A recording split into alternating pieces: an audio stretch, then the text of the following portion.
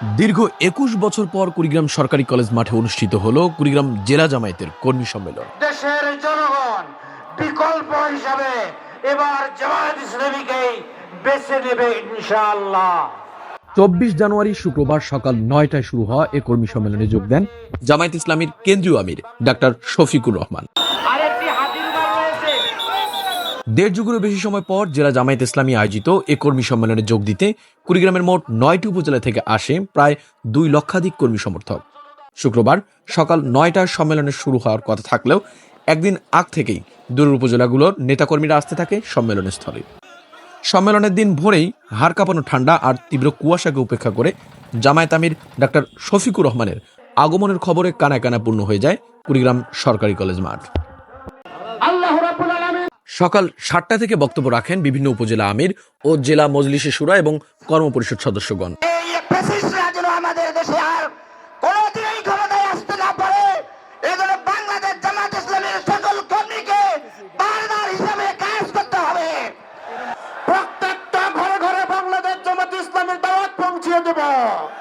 এদেশের এই কুড়িগ্রামের সংগঠনের গণভিত্তি রচনা করব ইনশাআল্লাহ।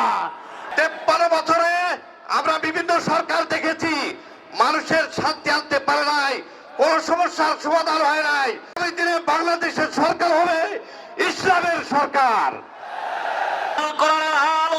সংসদে জানানো এখন থেকে আগামী দিনের বাংলাদেশ পরিচালিত হবে আল কোরআন নিয়ে।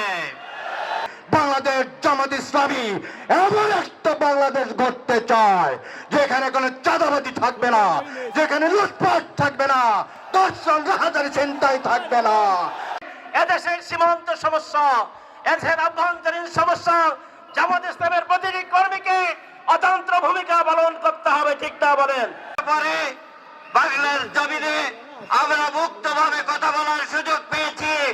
এই সুযোগকে আমাদের কাজে লাগিয়ে আগামী দিনের বাংলাদেশকে কোরআনের বাংলাদেশে তৈরি করতে হবে, পরিগণিত করতে হবে।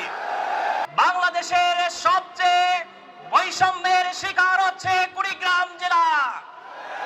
কারণ হচ্ছে এই কুড়িগ্রামকে যারা ৫৪ বছর নেতৃত্ব দিয়েছিল তারা কুড়িগ্রামের ভাগ্য উন্নয়নে কাজ করেনি, তারা শুধু নিজেদের উন্নয়নের জন্য কাজ করেছে।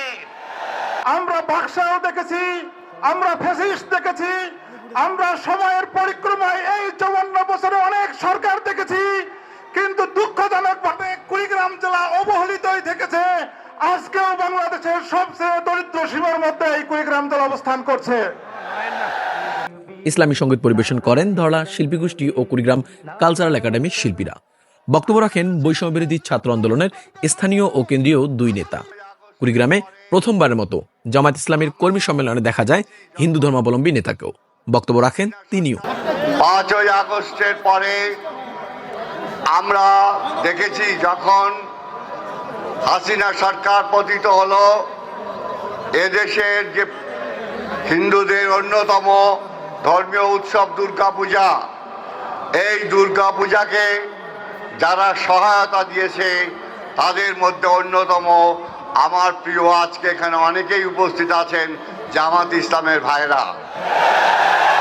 সম্মেলনে বাংলাদেশ ইসলামী ছাত্র শিবির কুড়িগ্রাম জেলা শাখার সভাপতি জনাব মুকুল হোসেন বলেন, একটা শিবির ধর, দইরা দইরা জমাই কর, একটা শিবির ধর, সকাল বিকাল নাস্তা কর। ছাত্র শিবির এবং জামাত ইসলামকে কখনো এইরকম উগ্রবাদী স্লোগান শিক্ষা দেওয়া হয় না। তারা হচ্ছে আদর্শী সংগঠন, বরং তার স্লোগান দিতে চায় একটা স্বৈরাচার ধর, দইরা দইরা বিচার কর, একটা দালাল ধর, দইরা দইরা বিচার কর। এছাড়াও এ সময় বিশেষ অতিথি হিসেবে উপস্থিত থেকে বক্তব্য রাখেন কেন্দ্রীয় সহকারী সেক্রেটারি জেনারেল মাওলানা আব্দুল হালিম, কেন্দ্রীয় কর্মপরিষদ সদস্য অধ্যক্ষ মাওলানা মমতাজউদ্দিন, অধ্যাপক মাহবুবুর রহমান বেলাল। ২০০৭ সালের কুড়িগ্রামের সেই ফেলানিকে হত্যা করে ভারতীয় সীমান্ত রক্ষী বাহিনী কাঁটাতারে ঝুলিয়ে দিয়েছে। বাংলাদেশের সার্বভৌমত্বকে তারা কষ্টের মুখোমুখি করেছে, জীবন দিয়েছে কুড়িগ্রামের ফেলানি, আর সারা বিশ্বের কাছে কুড়িগ্রাম নন্দিত হয়েছে। সকাল 10:30 নাগাদ কুড়িগ্রাম সরকারি কলেজ মাঠে জামায়াত আমির ডাক্তার শফিকুর রহমান প্রবেশ করলে আল্লাহু আকবরের ধ্বনিতে ভরে যায় পুরো মাঠ। শেষ হয় অপেক্ষার প্রহর। অবশেষে কুড়িগ্রামবাসীর প্রত্যাশা পূরণে কুড়িগ্রাম সরকারি কলেজ মাঠে উপস্থিত প্রায় 2 লক্ষাধিক কর্মী সমর্থকদের উদ্দেশ্যে বক্তব্য দেন তিনি। এই কুড়িগ্রাম বহু দিক থেকে বঞ্চিত। এখানে একটা কৃষি বিশ্ববিদ্যালয় হয়েছে, ঘোষণা হয়েছে, তার কঙ্কাল আছে, গুস্তও নাই, চামড়াও নাই, হাড্ডিসা, নিজস্ব কোনো ক্যাম্পাস নাই, দুকি দুকি আস্তে আস্তে চলছে। অথচ অ্যাগ্রো বেসড এই প্রতিষ্ঠানটা এই অঞ্চলের চেহারা বদলাই দিতে পারে। এটা শিক্ষা গবেষণার কেন্দ্রে পরিণত হতে পারে। এটা একটা সীমান্তিক জেলা, এখানে মানুষ একটু অসুস্থ হলে ভালো একটা চিকিৎসা পাবে, সেই রকম কোনো ব্যবস্থা নাই। আজকে বহু জেলায়, একই জেলায় ইউনিভার্সিটি, একই জেলায় কৃষি বিশ্ববিদ্যালয়, একই জেলায় মেডিকেল কলেজ, একই জেলায় ইঞ্জিনিয়ারিং ইউনিভার্সিটি, একই জেলায় সব কিছু আছে, আরেক জেলায় কিছুই নাই। এটা কোন ধরনের ইনসাফ? আল্লাহ যদি আপনাদের ভালোবাসা সিক্ত হয়ে, দেশবাসীর ভালোবাসা সিক্ত হয়ে আমাদের উপর মেহরবানি করেন, আর যদি এই দেশের খেদমতের দায়িত্ব দেন, ইনশাআল্লাহ তাআলা আজিম প্রেসিডেন্ট, প্রধানমন্ত্রীর মুখ দেখে কোনো এলাকার উন্নয়ন হবে না। জনগণের ন্যায্য প্রয়োজনকে বিবেচনায় নিয়ে সমন্বিত সুষম উন্নয়ন হবে ইনশাআল্লাহ। সম্পদ যা আল্লাহ দিবেন তার সদ্ব্যবহার হবে সততা এবং ইনসাফের ভিত্তিতে। কুড়িগ্রামে জামায়াতের কর্মী সম্মেলন থেকে যুবয়ের জিহাদি, উত্তাল বাংলা।